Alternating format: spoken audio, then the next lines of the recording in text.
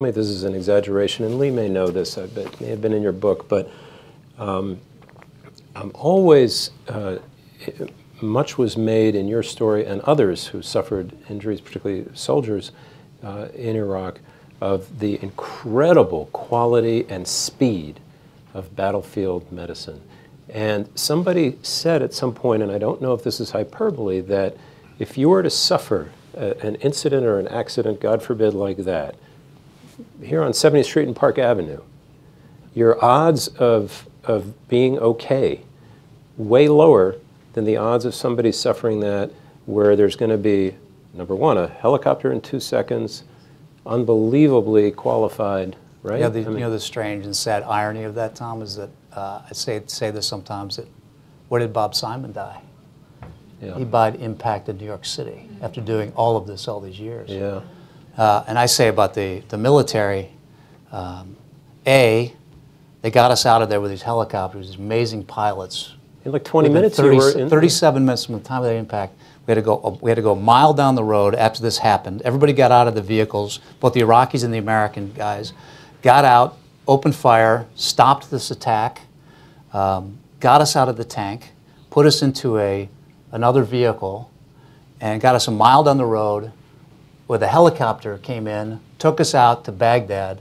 They brought us in, stopped us from dying, realized we have neural problems. This was a brain injury, where the specialty was up in Balad.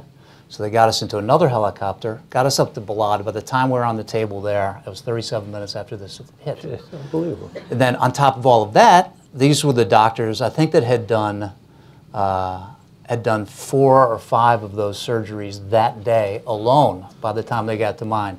They knew what did it, they knew how to fix it, and they had more experience than anybody doctors in the world. Wow. So yeah, I mean, so if this had happened in New York City, I don't think I'd be alive.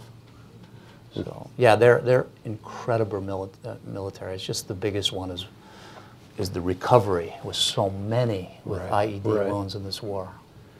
So Bob, then, so Baghdad, Balad, Germany, which has been a typical, that's military facility there. And each time when it seems safe for you and Doug to be moved, then you come to Bethesda Naval Hospital.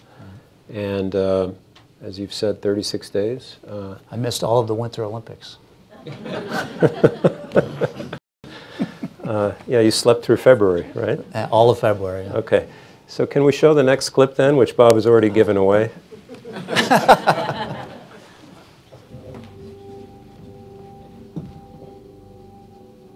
So I walked in the room, and I parted the curtain, and Bob was sitting up in bed, and he turned to me and he said, "Sweetie, where have you been?" Just like that.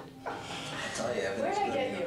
And I think I rushed over to him and, gave him a big kiss, and then I thought, okay, where do I begin? It's nice. You want to see that there's a knife right here? There's like a lot of stuff. I picked up the phone, and it was Lee. And she said, "Dave, I'm here with your brother in the hospital, and we've had a little bit of a miracle. He's awake, he's talking, he's asking what happened to him." What do you think, Big Dave? And I couldn't believe it. Did we ever get any pictures? Did we take pictures of our stuff there? When we finally got into Iraq? In Iraq? Yeah. I just sat next to his bed and started talking to him. You had a car, right? Yeah, camera. I could just see it in his eyes that he just had all these questions. And he was trying to get a few of them out, and he wanted to know more, and he wasn't sure. And I remember walking out of there feeling really good, feeling like, Bob's back. I'm going to have to go away from the double background. I'm just going to have to go one thing. So Bob wakes up, starts talking, and for us it was a huge relief. We all just couldn't believe it. But I think for him it was like the beginning. God, those little girls are going to college this year. It's so weird. That is weird. I assume they've seen this a few times. What do I call the country of Iraq? Iraqi? I think you said Iraqi. Iraqi. Yeah.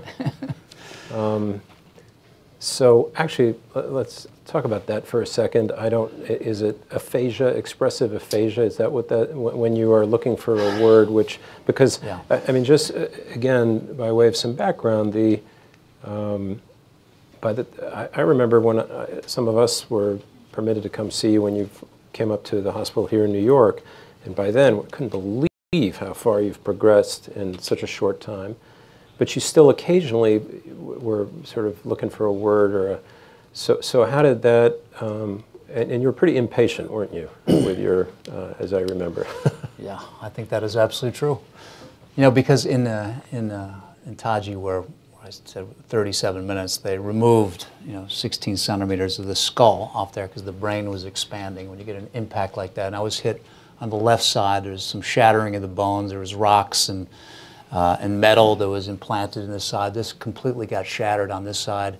One of the two rocks in there, one's still in there. One went all the way through past the trachea and the esophagus and stopped right on the artery on the other side.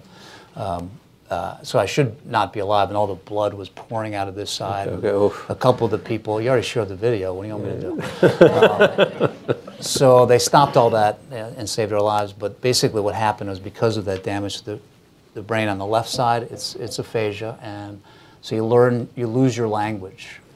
I couldn't remember really the names of even my own children. I couldn't remember the names of a single state in America or really any country in the world. So the way I explain it now is that it's almost as if the words are there, the letters are there, but the words are not there because sometimes the letters get all out of order. Mm-hmm. So I know what I want to say, and I can come up with some other synonym now to make the point that I want to make. But back then I had 0 synonyms. Right. I could literally not explain what I wanted to say. I remember they were showing you cards, right, and things to get your sort of relearn. Yeah. Like a paper clip or something. Like, show this to me. I could not remember what it is. Yeah. I couldn't remember to say banana. And I think my wife was absolutely convinced that I was not going to do anything I'm doing now ever again.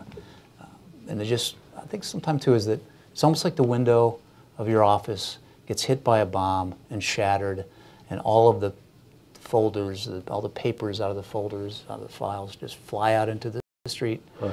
And some of those, just because of time and the natural way of the brain, is that some of those papers I have to go get out of the street, and bring them, put them back in, study it, learn it, memorize it. And other ones just naturally just blow back and go right where they came from. Wow. So, the brain starts to recover that way. And I think there's about 150 brain injury cases a year in the United States alone. Mm-hmm. So many families have gone through it.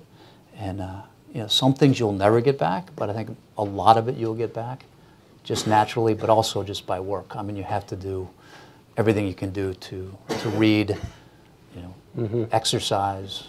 There's a way to do it, but it's I can never say to anybody who's got the same thing how much they'll get back. So, but you just raised an interesting point about how you never would think you'd come back to doing what you're doing now. Were you just laser focused? Well, you definitely were laser focused on getting the language back and getting those skills back, but did you... you're a very determined person. Did you doubt at any point that you were going to at least try, or were you just focused on getting better? I mean, at what point did you think we could be sitting here a decade later talking about North Korea and the Rohingya and whatever else? Yeah, I can't really remember exactly my thoughts at that time, to tell you the truth. Mm-hmm. I can't remember a lot what I was thinking back then, but I knew I wanted to get back. If you get an injury like this, you wake up, I remember this with myself, I woke up, I was ecstatic. I was so happy to be alive. Mm-hmm. And then, of course, I had my friends were pouring in, my friends from, when I grew up with later at ABC, and I was so happy. And my assumption at that time was like, okay, that was kind of interesting. Now, I got my tooth removed, now I can go and I'll recover and go home the same way I was before. But then over time, you start to launch into some depression, because you realize this is not moving the speed that you wanted it. Mm-hmm. And that starts to change everything. So then you have to have a real dedication to have to do it and want to do it, and have said somebody to tell you there's hope that something will be accomplished. Right. And so I saw a lot of that, and I had an amazing family around me. And ABC was very good. That gave me some hope that I would someday get back to some normality. So one more, indulge us in one more fast forward here. It's not even that far forward, to your great credit and your determination, is that really you've, in two very different ways, your brother said it's a beginning, and so you've had a beginning to a whole new or renewed career as a globe-trotting reporter, and an incredible career is not the word, but just the effort you and Lee, which we'll get to in a moment, have made on behalf of people who've come home with the injury you have. If we could just spend a couple of moments on the first part of that. So, North Korea.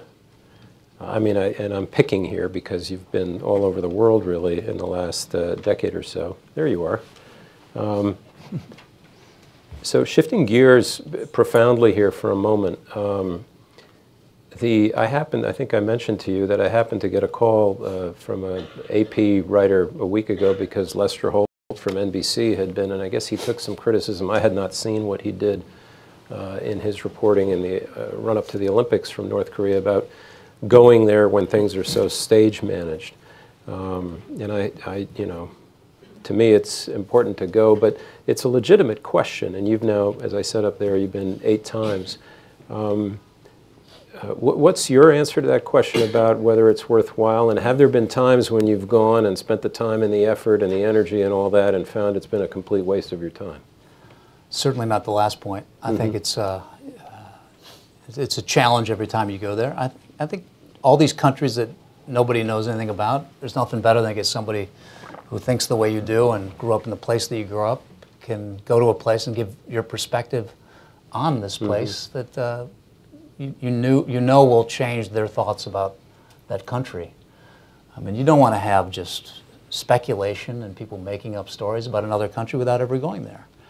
It is true, when you go to North Korea, we are largely limited into Pyongyang, the capital of North Korea. A few times we're able to go outside, a couple times to the DMZ from the north side. We were able to go to one time to the nuclear location. But that was when they're trying to end their nuclear systems. We were never able to go to any of the, whatever you want to call them, the labor camps. So we're never able to see those. But I know when we go there, we can tell the story, and they're okay to some degree that we do mention in North Korea that there are issues with the people there in terms of freedom, the way they're treated, the oddities of the government. But mostly we just go there and we see something new that we hadn't seen before. Any changes in the people?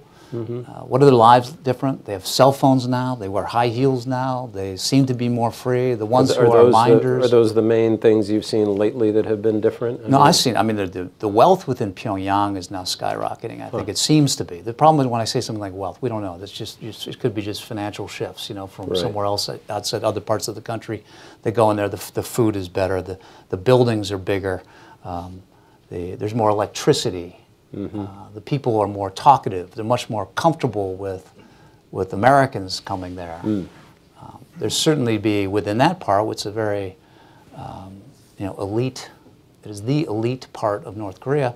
Is that people much more proud of their country than they were before. So you can report all this. You'll never know exactly what's going on inside their minds, and we're not going to get many true. Every time we interview somebody, remember we have a minder next to us at all time. 2 of them, actually. Everybody with us has to be together with someone else so that we can't have private conversations. So that's protected by the government. So every time we interview somebody, the minder will be taking notes of everything that interviewee is saying to us, and they write down everything we ask. So nothing is private, nothing is... Nevertheless, I think we can get a different perspective on what's happening there. What about these parades, by the way? I don't know. I've never been. I actually would love to go. It was interesting, I mean, Chuck Lustig, who's here, by the way, is the first guy I went with. He was running the foreign reporting back then. And we were there. We're the only ones. We went in all by ourselves, and we were one of the first to get in there.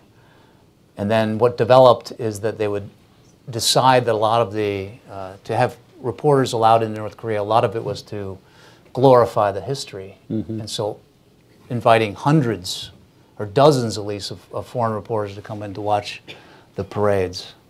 So we'd sit in the side of it, and we could not move, we could not leave. We had to stay in there for about 3 hours as all of it's being done. There was really nowhere to go to the bathroom even. So we had to be careful about coffee and Perils beer. of reporting in North Korea. Yeah, it's very difficult. And then that's what we witnessed. I mean, they know that's pretty impressive, the way that they do this. They're extremely well educated in how to march. And they wanted to show us the weapons. They wanted us to show us their power. So there's a lot of that. So I want to come around again, weird segue, but to another part of the region, and just related in terms of the breadth of your reporting recently. And here's a place, I'm now going to the Rohingya crisis. I call it a crisis, but the whatever you want to call it, the mass exodus of these people from the Rakhine State in Myanmar. And I'm impressed, actually, maybe we'll get to this in a minute, but how much time the network has devoted to this and that they've sent you there. But also, we were actually going to play a clip of Bob has seen at various instances and iterations of this on the Bangladeshi side, which is where they go, these people, and been with these huge migrations of people and heard, I mean, really, the same disturbing accounts, if you read the papers about this, that you will hear. It's not often seen on television. We were going to play one of those, and my colleague John Wong, who's working on this program tonight, said, you know, that's the kind of thing we've heard a lot about, what you don't see very often. And he thought, and I think he's right, was really impressive is you collected all this evidence, and it's a really, it's almost has a documentary feel, all the interviews you did, and in some cases with children, and they all identify that Burmese soldiers from Myanmar. And then you go across the border and take that to officials in Myanmar and also to a leading Buddhist monk. Maybe before we play the clip, can you just, who is this? Because I don't... So, you know, there's actually somewhat of a, I would say, very much a majority in most of the Buddhist part of Myanmar absolutely don't believe the story about the Rohingya people. Whether they're fed it, and we've seen this through you know, Facebook is the large, it gets a lot of the information. They've actually used the term fake news, which fake news. Yeah. So they have this perspective on what's happening in Rakhine and what's happening to the Rohingya people. And so we do interviews around the cities, is they would absolutely say that they don't like these people and they don't believe what they're talking about. They don't believe in the allegations of killing, burning down their villages. I would say almost nobody we met believed that, just on the streets. And then so the monks is also, there's several of them that have also been very strong advocates supporting the Buddhist perspective on this and accusing the Rohingyas of lying about it. Right. So I don't know if you got this. Well, there's one clip where Bob goes to see a government official who, after a while, throws you out of his office, and then you go to see this monk. If we can play that one, if we have it from Myanmar.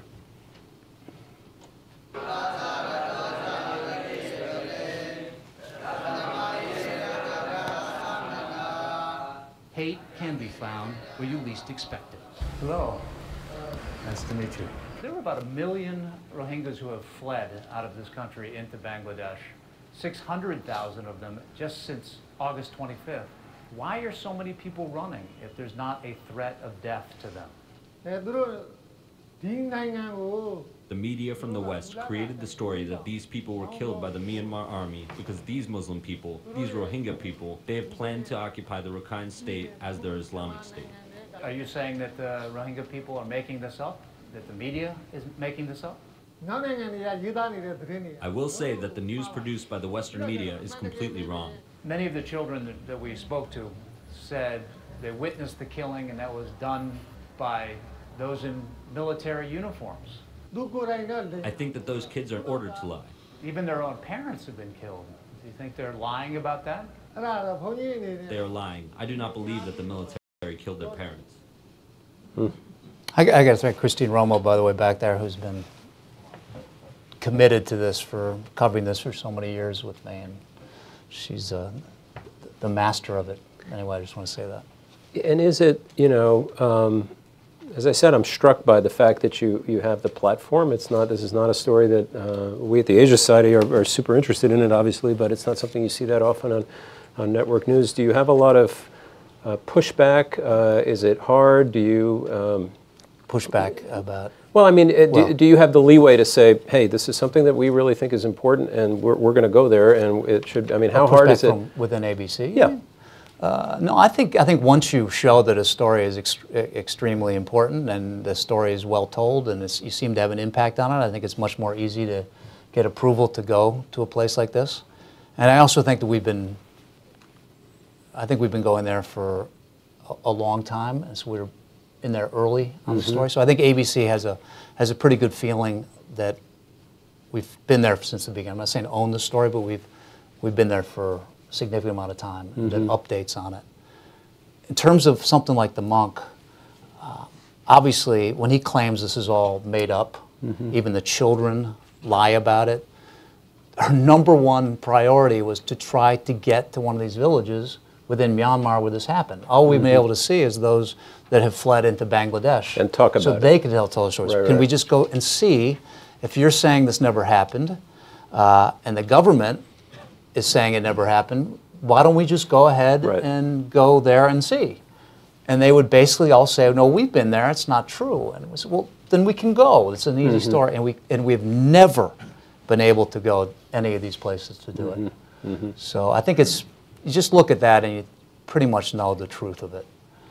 So that's been frustrating. ABC, Nightline has been remarkably good about it. This is one of those international stories I think they really are very, very interested in. So now we'd like to go back into Myanmar and try to talk to some of the ethnic groups have also been struggling as well. In Myanmar for many years, the Kachin people, for example. So I think there's so many stories to tell in that whole region. I think we have a lot more to do. So come back here when you've been, and we'll do another thing just about that. Lee Woodruff, will you join us? How about a hand for Lee Woodruff? You're supposed to stand for your wife, John. Oh, thank you. Lee, by the way, is I'm not going to do the whole 9 yards, but a pretty accomplished media professional in her own right. And what were you? You were in PR when you went to China all those years ago? We're not going to do your whole life story, but is that right? I mean, I don't get equal time. Yes, I was in PR, working for Hill Knowlton, which you were saying we didn't know that many Americans there, but that was the only, at the time, the only public relations firm in the PRC. So I was the only Caucasian person in the office. So I was trotted out when Lee Iacocca would come in for the Beijing Jeep merger and all that stuff. Look, we have a white person here. You know, she can pour the coffee. But because of that, I knew all of the foreign journalists. So we knew all of the, you know, Agency France Presse and all the Americans and the Brits. And that was where we would go to their apartment to take a shower because there was no hot running water at the school. You're just reminding me, I've completely forgotten. Do we still have the photos of Lee and Bob in China, or have we just skipped right through those? If you have them, pop them up. We got married 2 days before we moved there. She, I don't think she loved it. Once I cried we for 2 days when I got there. She didn't realize we were living. Yeah, it was really Peace Corps conditions. It was serious. It was the China's law. a different place now. Yeah, let's put it that way. very, very different place. She would bike to work. There were no cars. Yeah. Now there are bikes and cars. But anyway. I mentioned that since the accident or the attack, Bob's life and your lives have just sort of taken they're concentric but parallel amazing routes. One is all this work that Bob does around the world, but the other is, I was going to say equally, but there's no ranking the two, just extraordinary work you guys have done with the foundation. It's the Bob Woodruff Foundation. Okay, well, yeah, there we are. How about that? You look at those cheeks. That was back when I had college. Looks like I'm a member of the party. And Bob actually wore that Mao jacket to teach. Sometimes. Yeah. Sometimes. Wow. And that was really bad eyewear in the 80s. I don't know how many of you had. We had actually, we I was working for the government, so all the other foreigners had to use the FEC. The money exchange for foreigners was almost no renminbi, and I was able to use our local renminbi because we had this. That was we were locals. So we get into taxis, and they assume I was going to give them the foreign money, right? I was going to give them equivalent of $10, and I give them $1 in renminbi, and they want to kill me. So I had to give them my red card. By the way, why does it say Robert Woodruff next to your picture and Robert Woodruff next to Lee's picture? Yeah, they couldn't quite get that right because the Lee part threw everybody off in China. They were like, "Wait, you're Lee?" I noticed that. Yeah. And I just thought of a great story somewhere around where that was taken. It was Halloween, so we got together with the foreign journalists and had giant live panda suits, and we got in the CBS van and we were lost, and so we unrolled the window to a group of poor, unsuspecting local Chinese people, and we said in Chinese, "Which way is the zoo?" through these giant panda hats, and they had no idea. They dutifully just looked at us like, "Oh my God, there's pandas driving the car, and they are talking to us, and they want to know where to go." So it was a very different place. Now it would just look like somebody was, in giant panda costumes. Okay, these are great pictures, but we digress a little bit. I want to come back to the foundation. So, I think these are more interesting. Really, in some ways. Memories. When did you know? I mean, did you? And maybe I don't know I don't even know where the idea. Were you thinking about this? But who had the idea of starting the foundation and giving back to all these folks who have come home with the same injury? I mean, I don't recall when you. I know when you launched it, but when did the idea first come into your heads? We got a ridiculously disproportionate amount of attention for Bob's injury, and being in the military hospital for the 5 or 6 weeks before he woke up, and we could leave. We were not worthy. We saw these incredible young men and women who had given their lives to their country, who didn't want anyone to see them as heroes in any way. And everybody was focused on, Bob. Mm-hmm. And so Bob and his 3 brothers and I said to each other, nobody knows, and it was actually Bob's neurosurgeon who said to me, I understand you're a writer. Somebody needs to write a book about this because there are thousands of these young men and women coming through this hospital with this kind of injury, and nobody out there knows about this in America. And I had, as a writer, been just keeping a journal every day because that was how I made sense of this awful thing that had happened. And that stayed with me. I thought none of us know. There's less than 1% serving, and we're out here in the world, we have no idea. Mm-hmm. And if he gets better, if I don't have to be visiting him in a nursing home or propping him up every day, we need to bring some attention to this. And that was, we just sort of dumb-lucked into this. I don't think we had any idea what we were getting into. But I think the medical care was very much equal. Yeah, I think the concern was what happens when you go home. Right, because of course the other thing is, and this is not just a recent phenomenon, but it's a pretty recent phenomenon, that tons more soldiers are surviving attacks, right? Bob should not have survived. Yeah, the survival ratings are gigantic, but the number of wounds are huge. Right. So. Yeah, I remember one of his nurses who took care of him in Baghdad and basically assessed him as critical. Basically said to me she didn't think he would make it. And it just so happened that there wasn't anybody else in the ER at that point in time. So in a triage situation, she said he would have been put to the back of the line and he wouldn't have made it. But there just happened to be nobody in there. And she said, I was in Vietnam as a nurse. Wow. And there's no way he would have survived. And moreover, it would have taken 3 months to get him out of country. And now we can put someone on a plane and have them home in 72 hours. Mm-hmm. It's amazing. And talk a little bit, if you can, either one of you, about the numbers of people who have, I'm not just talking about wounds, but wounds to the brain or traumatic brain injury. And I don't even know where, I remember it was in the tens of thousands when you first started this, but it's well north of that now, I assume, right? Well, there's the official number, and then there's the real number. Right, I think which you got at in that documentary, right? Yeah. Mm-hmm. What's the latest number? I don't know what the number is now. It's hundreds of thousands because the way we calculate brain injury now is so different. So multiple concussions that just create maybe just a sense of a different executive function, or? I think the official number was, I think generally was coming out of the Pentagon, it was about 37,000, something like that. But that was 11 years ago. That was when 11 this came years, out. right. Yeah. Well, there's not significant new ones every year now because the war has stepped down since it was. But I think the official, something like 37,000 versus 250,000. I think it was the other one that was more realistic. And do you, I mean, can you speak at all about the impact that you think, I mean, obviously, as you said, you got a disproportionate amount of attention, but to your great credit, you did something with it.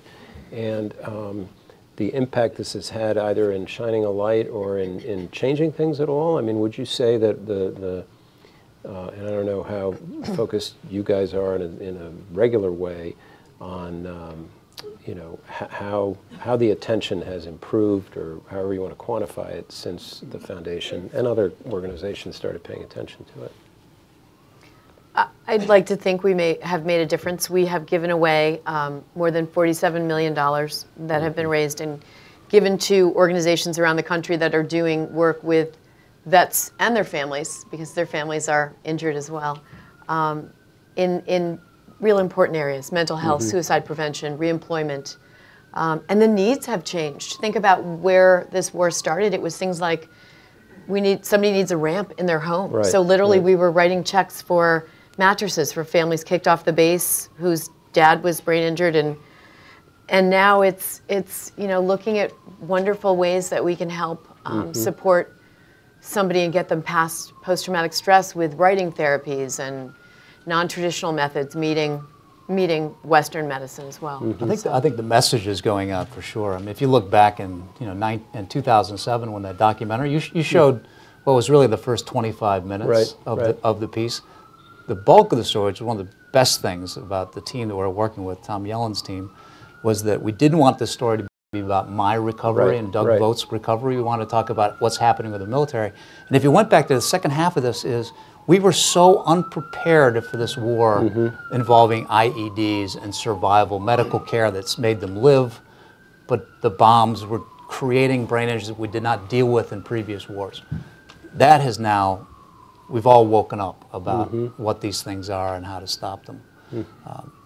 But it was really difficult to even see the government to even talk much about it. So we had family members who would tell us that they're obviously those military and their family, the soldiers, the Marines, whoever was hit, they were so badly injured to the brain, but nobody will do anything to help them. And are you still in touch with a lot of those guys? Do you still visit them?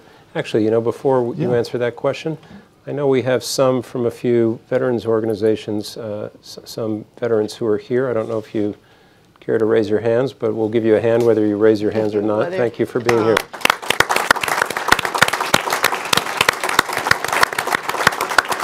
And some from the foundation. Yeah, thank you for your service. I'm sorry. No, it's hard to be. It's 12 years ago. I mean, yeah, I'm in contact with a lot that were there.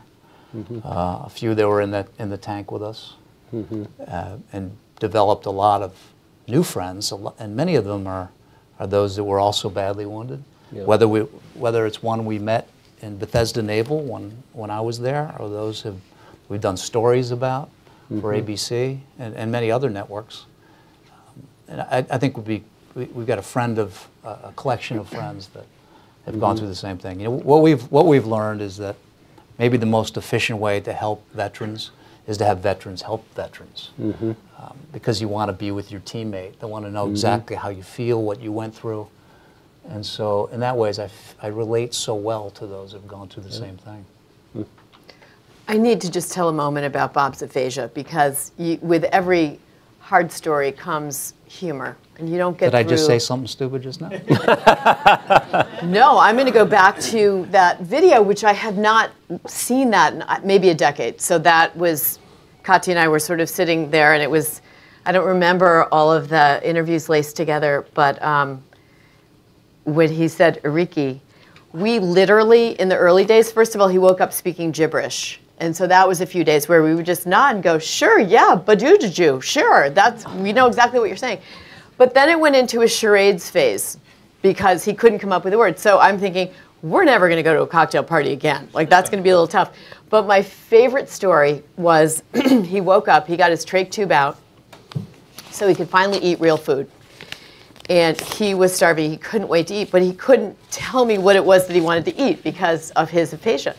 So he said, I want, And I said, okay, hamburger, no. Sandwich, no.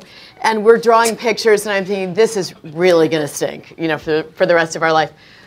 And he gets this idea in his head, and he goes, okay, I want, and I said, you want a chicken sandwich? And he said, no. And then he said, and I said, you want an egg sandwich? He said, yes. So that was our life for a while. Yeah. Wow. I couldn't even order coffee. I had to call her from Starbucks to get decaf. I didn't know how to say it. Oh, he called me one time, and he was saying to the poor barista, you know, the coffee that you don't do, like, don't, and he finally just turned the phone over to the guy, and I thought, this is really going to be, yeah, decaf, but he couldn't think of the word. You just thought of it. Very good. And then I have my own issues. Well, that's the true. last two great ones where he would just make up words, but I could sort of figure out what he was saying. So he wanted to clip his nails, and he said, I need some knob shooters. Now think about it. Your finger's a knob, and when you cut it, it shoots the nail off somewhere. And I thought, I'm beginning to think like him now. I know what he's saying. We should start a company with that product. Knob shooters. I don't know. Knob shooters. I'm sitting here wondering about all these aphasia jokes, and also, I'm also wondering about how that moment with the egg thing you just did is playing for the webcast viewers. You know, Oh, hi. Yeah. Forgot about that. Speaking of the webcast viewers, if you have questions, we have folks with mics here, and for those watching beyond the room, a reminder, the hashtag is Asia Society Live, or you can email questions to moderator@asiasociety.org. And while the mic finds the person in orange there, here's a question that has already come in via email, and I think I know the answer, but we watched your documentary about North Korea, so this would have been just a couple of months ago on ABC. Have to assume you will now never be invited back there, or is it your experience that they are not that media savvy and might not have seen it or cared? This was an hour that was pretty, yeah.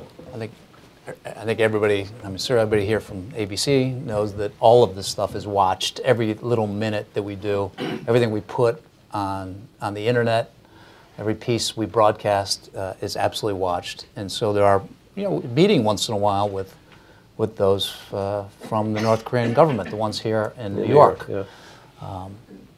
And the last one was with Marcus. With ABC, had a meeting not long ago, last week, and it looks like, no, I don't think I'm going back there for a while at least. Mm-hmm. So our relationship with North Korea is not beautiful right now. The last two long hours we did with 2020, I think they had some issues with. Yeah, well, and so they are, for those of you who haven't seen it, I assume they're available online. They're, and I guess it gets back to the point about why you go, and it's a pretty profound look at from inside and outside of a lot of things that are going on there, and not surprisingly, it's not particularly flattering. Yes, sir, you had a question? If you could just say who you are and keep it relatively brief, that'd be great. My name is James Harbison. I used to work for Public Radio International. I was wondering, what do you believe the Tatmadaw are trying to steal by authoring the Rohingya genocide? Are they looking to build a deep water harbor? Are they looking to build a pipeline for natural gas? Or do they want to up their production of meth? Wow. Wow, I wish I knew the answer to all of that. I mean, I know in that part of Myanmar, in terms of, if you're talking about other access to everything from fuel to minerals, that's a huge one that involves China. China's a major player in all of this too. And China's always split between which side to support, right? Because it's all up there in the ethnic areas of Myanmar. So if China wants access into there, it can't be completely on the side of the government. But it's a complicated one, and that's one I think I said before. We would love to get into Myanmar and go to other parts of it, especially the ones when you do go north towards China. It'd be nice to go and see what's happening there in terms of mining, manufacturing, business, because this is a very powerful country and it's got a lot of access to it that would be important. Were you just in the capital on that last one? Yeah. Yeah. Mm-hmm. Kati, we have a question in the front. Yeah. Hang on, if you can just wait for a mic. So. Thank you. Just wonderful, Bob. So moving and inspiring. But this question is to Lee. Lee, you said, I thought rather profoundly a few minutes ago that, of course, the family is injured, which is an obvious point, but yet very little attention is paid to the fact that the whole family is injured when the dad comes back a different person. So can you speak for a few minutes about how your children coped with this and how you helped them? I think it might be helpful for many people to learn from your experience. And that's a whole, I could go on forever, so let me figure out how to keep it short and sweet. We had 2 different age group kids. So the older kids were 12 and 9, and then the little girls were 5. They were just in kindergarten, the twins. So it was a very different level of communication to those 2 age groups. I had to be more honest with the older children, but I speak a lot about what I realized in hindsight got me through, and they were what I call the 4 Fs. I realized later they all started with F. So it was family. Bob's brothers and my sisters were with us at the home until summer. So from the moment he came back from the hospital, before actually, because I was down in Washington. So there was somebody who looked and sounded like us with those children at all times. Friends, not so many of you in this room here, could not have made it without meals and rides. We live in this wonderful little town of Rye, and we had dinners through summer and rides to anywhere we needed to go. I have already talked about the 3rd F, which is funny because you don't, I mean, we had so many low moments where all we had to do was just laugh. I mean, just because you had nothing else to do. And laughter just makes you feel better. And then the 4th F is one that it's just so not fashionable to talk about here in New York, but when I go to the Midwest or anywhere in the Southwest, it resonates, and that F is faith. And yeah, I mean, you know, Bob and I don't wear our faith on our sleeve, but boy, in my lowest moments, and at first I was really mad at God, and then when I finally decided that, you know, this wasn't because of something mean I said to somebody in 8th grade, I finally decided to just sort of, I had nothing else. He wasn't waking up, and they were telling me that we needed to go to a nursing home. And literally, that was the first night that I said a prayer.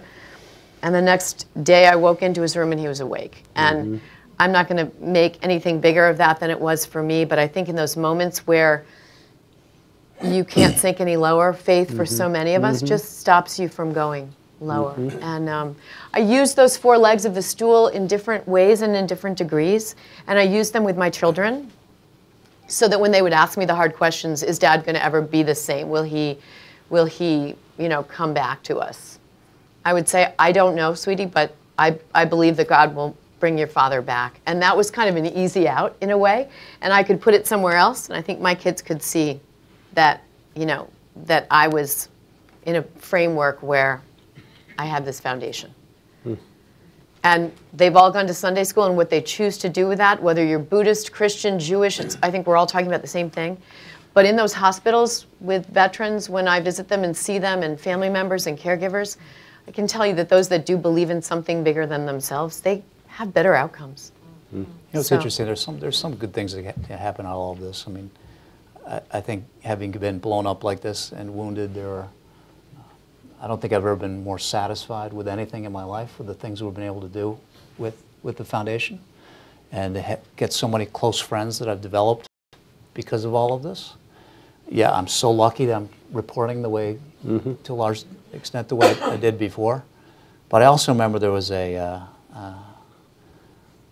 Nora, one of our twins, they're going to college this year, one of those little babies in there, said to Lee, said, you know, why is Dad still wounded? Why does he still have scars on his body? And why does his face still have those cuts in it and all of that? Is he getting better? And Lee would say, yes, he's getting better. Don't worry about it. And she says, but you know, I think Dad loves me more than he did before. Oh my God! And I think there was kind of like a tenderness to it. You know, I think when you get this kind of quick change in your life and the thought that you're not the same as you were before, there's some things, I guess, that get better about. I think there's probably everybody in this room that have some family member that suffered through something, and we all know that there's something better that comes out of them. Yep. And so if there's a happy ending to stories like this, I think that's the only one that I can find. But my kids are, knock on wood, they've gotten through it. Yeah. I think that the people that go through something hard in life, I think we've all been shown resilience. We're all incredible. The human spirit is incredible to me. And I think the people who have been through stuff, I would far rather sit next to them at the dinner party than the person whose life is just perfect. Yeah. Right? Okay, now we need a really serious question about an issue, because otherwise I'm going to lose it up here. So if you can, you can ask whatever you'd like, but if you can just say... Hi, Bob and Lee. My name is John Draghi. I'm a survivor also, Bob, but not in the way you were. I was a weekend warrior. I was injured in a triathlon 5.5 years ago. I tried to mash my head on the West Side Highway on a bicycle accident. And the question I was going to ask, you guys brilliantly covered about the family in that last giving, that last response that you gave. So I really don't have a whole lot to add. I've got my beautiful wife, Kathy, right next to me here, and 2 teenage boys, one going to college this year. And you know what, Bob? It is all good. I spent the first couple of years being angry, and now it's like, I'm here. This is beautiful. Everything. All is good? Come on, be honest. I'll tell you, that's not completely accurate. Most of the time. Yeah, most of the time. Exactly. Fair exactly. enough. Yeah. But I guess because you both answered the question about family, especially, thank you, Lee, about the faith, because I was kind of a, lapsed Catholic, and now I'm a lot more of a believer, because there's definitely some kind of plan here. Whoever the deity is, there's some kind of plan. But you covered the family question very well. So I think the next question I was going to ask, which I'll ask now, is when's the next book? Because In an Instant was great. Well, Lee's written 2 books since then, so I'm waiting for the next one. But all right. You could probably answer that better than me. You should write yours, because everybody Right. has a story. Yeah. Thank you. Thank you. And Yes, good for ma'am. you. And nice to meet you. We talked on the phone after this happened. So one of my great pleasures that has come from this is my ability to speak to caregivers, and for Bob to talk to people, whether they're military or civilian. So we're always happy to be that connection for people. I love the aphasia stories with the laughter. My goodness. I could go on and on too, my friend. Very funny thing. Run the aphasia comedy. Yes, ma'am. Hi, I'm Jessica Nash, and I was wondering if you can tell me what your prognosis is for the security situation in Afghanistan, and what you think a light question, I know, and what you think could be done to improve it. And do you think Taliban should be negotiated with, or left out of the negotiations? Now we're having a flashback to about the last time I was there. I think it was in 2004, I believe, was the last time I was there, which is 14 years ago. So I'm not really following Afghanistan that much anymore. Like I said to Tom earlier, I'm not covering the Middle East really much anymore. It's largely all in Asia. I mean, I hope it's the most beautiful country, Afghanistan. I mean, it's stunningly gorgeous. The Taliban was what it was when I was there, and I'm not sure it's significantly changed, but I wish I had an answer to that one, but I'm just not covering that anymore.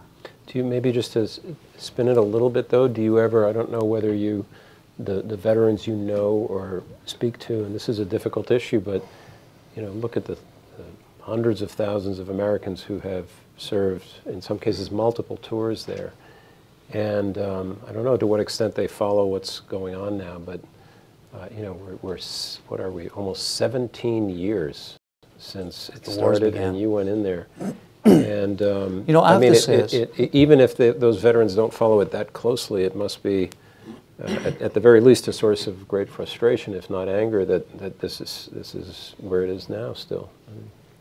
Yeah, I did break the rule one time with Lee not to go back to Iraq or Afghanistan after I was hit in 2006. It was in 2009 we went back there with with Admiral Mullen. To Iraq, right? Or well, I wanted to go back to Balad where they'd saved my life. But we landed in Mosul. We're going to go both to Iraq and Afghanistan. We went to Iraq first. We landed in Mosul, and a big sandstorm was starting to develop.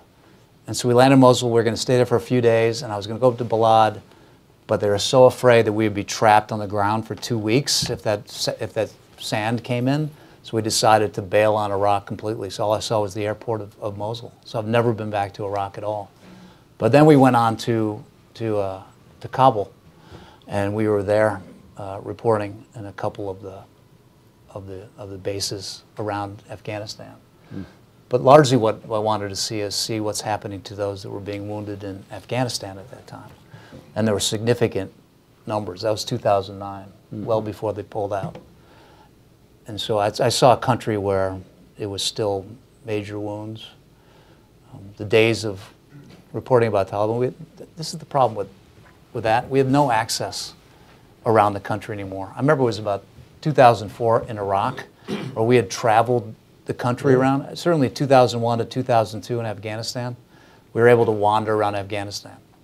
From 2003 to 2004, we were able to wander around Iraq. And then because of all these IED explosions and all of those attacks, that we really, all the reporting has done in these war zones has been largely for embedding with the U.S. military. So even the times when we've going there, after 2002 in Afghanistan, we didn't have much access to see outside the bases. So I think a lot of it's what, I'm not involved in Afghanistan now, but I think that I would love to go back. I'd love to report from there again, but again, I really can't do it. Let's just say that when he went back the last time with the Joint Chiefs, I was nervous. It kept getting canceled. And so he finally went back, and you know, I was having a hard time sleeping. And he gets back, and I find out that he's been with Hooters girls on the USO tour on the plane. And so that was a rough trip, wasn't it? Yeah. Thanks for telling me. It's a true story. USO Entertainment. Was not aware of that. Yeah. Were you more annoyed he was with the Hooters girls or that he was in Afghanistan? I was fine with the Hooters girls, actually. Yeah. She's okay with both, actually. She says she doesn't want me there. Frank, we have a question here, and then Mr. Crane. I'm going to ask a question about North Korea, where I'm sure there are no Hooters girls. Based on your recent experience, you know, every day we hear things about diplomacies in the lead. We hear, you know, preemptive strike. We hear all-out war. Any chance of handicapping it based on your experience or your thoughts? About doing what? North Korea, what's going to happen? I think it's interesting right now with the fact that North Korea has decided to participate in the Olympics, and the question that everybody wants to ask is why are they doing that? And I think there's pretty obvious reasons. I think they want to delay any action happening there. They just want a little bit more time to develop, you know, nuclear power, nuclear bombs. So I think that's part of what's happening. Whether there's some advancements and that there's diplomacy that's going to bring peace, we just don't know. I mean, I have no idea what Kim Jong-un's, what's going through his mind. I had an interview with Dennis Rodman about, and the interesting thing is that he knows more about Kim Jong-un than any other diplomat or politician in the world, more than any CIA agent probably in the world, any intelligence people. And by the way, he's in rehab now. And he's in rehab, right? Well, DUI of our biggest one. But that says something about the country. I think when I go there, I've been approached sometimes from U.S. military when they ask me what I saw. And I'll just tell them everything that I put on air. But nobody has access to what's happening in the minds of the people there. But I think the big question is about China. What is China going to do about this? And there's the usual one everybody here knows. They want the buffer between China and the U.S. forces. They don't want the refugees, if the thing falls apart, to come over the border into China. But also, you know, they also are very patient in China, and I think they're willing to wait it out. And the last thing that they would want to be is the ones that create a disaster within North Korea. Let the United States to create that, because the goal, largely, as we know, is to control all of Asia and to have the U.S. out of it. So I think there's patience, which we can't really adhere to very well. And there's not that much to convince China into doing much more than they're already doing. So maybe it's just waiting. There is, and you know, it's hard, as Bob said, to use your word, to handicap any of this. We have had just here recently public and private events where people with great background and great knowledge, they haven't been as often as you have, but they are students of this who have said, on the one hand, with, you know, not certainty, but with confidence, that this Olympic thing is actually a, there's something going on there, that you cannot send a delegation of that stature, even if they are all athletes. You know, there's hundreds of them going, that you, without senior officials with them who will then conduct some diplomacy of their own. And that the South Koreans, by the way, they are all for, particularly the new regime, they're tamping this down. And as somebody said, my goodness, you know, peace may break out, and what's the United States going to do then? I mean, you ask about Afghanistan. You look at countries where we've moved into militarily. I mean, it's not an area where it's going to destroy our economy when the war begins. There's never been any place like North Korea. It's the middle of, it's like in the middle of New York. I mean, it is in the middle of, first of all, not only the economy, all of Asia is right there, but also we have huge numbers of American forces there. Yep. You know, not only just the soldiers and the Marines, but their wives and their husbands and their children. Yep. And so the idea of a war there is, I don't think I've ever seen a place in the world where it's been less likely, if you really care about much bigger issues other than winning a war, as we know. Anyway, worth another hour. Bill Crane, if we can get it. Mike here, we probably have time for this and one more. In Myanmar, what do you think that Aung San Suu Kyi should do to improve that situation or handle that situation? She seems to be kind of trapped in the middle between something. I mean, I know what she did, and to bring a form of diplomacy to Myanmar is one side of her. I think it's hard to tell why is she not doing more about this? Is it because she doesn't believe that something happening to the Rohingya people, which I can't imagine that's the case? But we also know the one really in control in Myanmar, and certainly on this issue in that area, is the military. And she doesn't control the military. Her power has nothing to do with making decisions for the military. And this is a military issue up where that is. So if she fights against the military or does something for the Rohingya people up there, then so is she evil, or is she smart? Is she patient?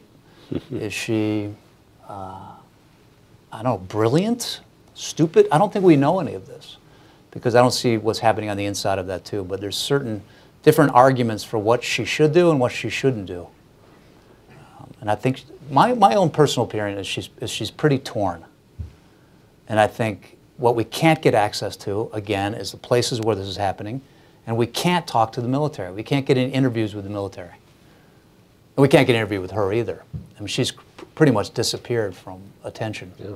She was here, as you know, Bill, I mean, just about a year and a half ago, big public thing here in New York. And I think you're right. And also, I mean, to some extent, the press and organizations like ours invested in that woman, you know, a kind of halo of which was, as you say, kind of deserved, but she's clearly made the choice, for the moment anyway, of not, you know, of playing a kind of realpolitik that leaves these people in awful shape. We have time for one more question.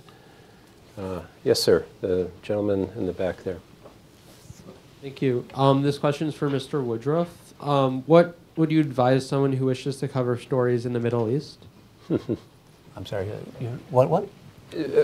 What would you advise someone who wishes to cover stories in the Middle East? Do you mean in terms of the violence, or in terms of, or just? Want to? In terms of geopolitics. In the Middle East? Yes. That's a big one. If your wife lets you, go for it. Get a good helmet would be my advice. Yeah, make sure you duck. No. What is your advice? You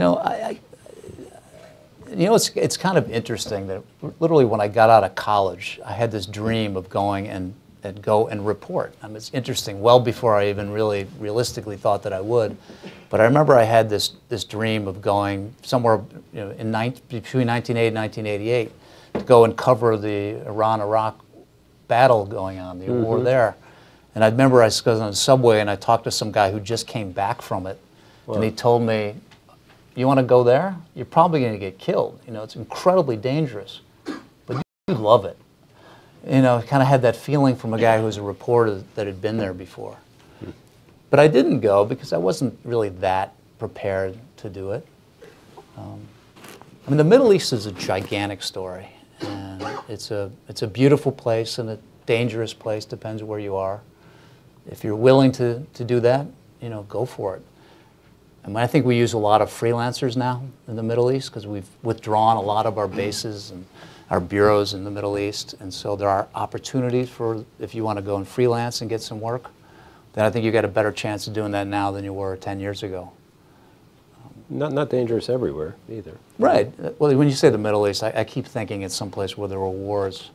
There's a million places in the Middle East that are beautiful, and I've been back. I've been back to Lebanon, and back to Syria before the horrific stuff happened. Yeah. But it's I think if you want to do it, go for it. And maybe back to where we began, learn a language. That's what got him started, right? Before we close, just one more acknowledgement. He'll be embarrassed, but I mentioned my colleague John Wong, who had the nice suggestion about the Myanmar video, also happens to have served in Iraq and Afghanistan. John, thank you.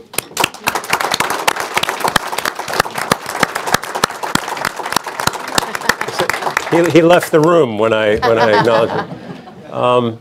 Bob Lee, it's great to have you here. I really hope you will come back as long as it's in Asia, come back for when you want to share your impressions and all the rest. Good luck as empty nesters, and warm thank you, please, for Bob and Lee. Thank you.